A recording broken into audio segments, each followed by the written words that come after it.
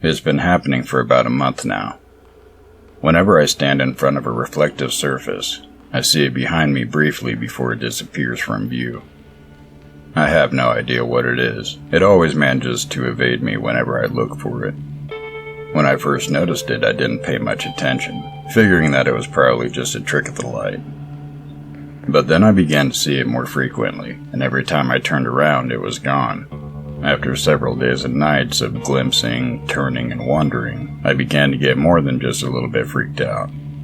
Now I know it's no trick of the light, or my imagination. Something is there, in every reflective surface I look into. I once even feared going into the bathroom or looking out a window, lest I see its bright eyes in slinking form peering at me from its dark corner. Even when I close the bathroom door, or remove something in between myself and a window, I can still feel it there watching me. No matter how much I try to avoid or ignore it, I always know it's there, seemingly waiting in the shadows for the perfect moment to strike. I don't dare tell anyone. I'm not gonna risk making a fool of myself.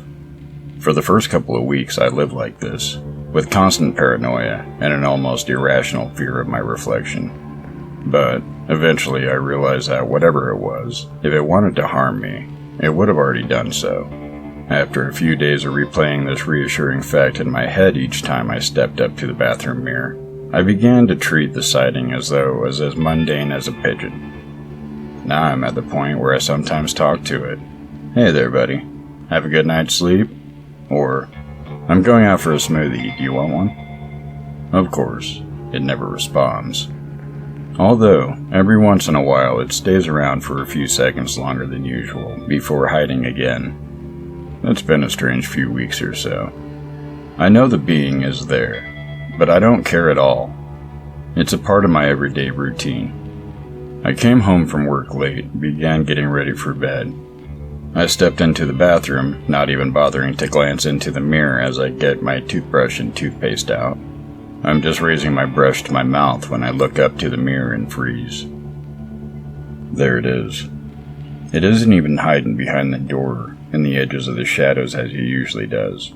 No, it's right there standing in the doorway. This is the first time I've ever had a full view of it. And if I had known what it truly looked like, I would have never been so casual about it before. It is tall, gaunt, and humanoid in shape, with a head like a snake's. Coarse brown fur covered its body, broken by scaly spines along its arms, legs, and neck. Its eyes burned out a piercing yellow, with sleek, wolf-like ears placed on the side of its head. Worst of all is its mouth. A skeletal fanged grin that stretched across its hideous face. Going on my first instinct, I whirled around, expecting its vicious jaws to be the last thing I see. But to my surprise, there is nothing there. I even scrambled to the door to look around, but my house is normal and quiet as usual.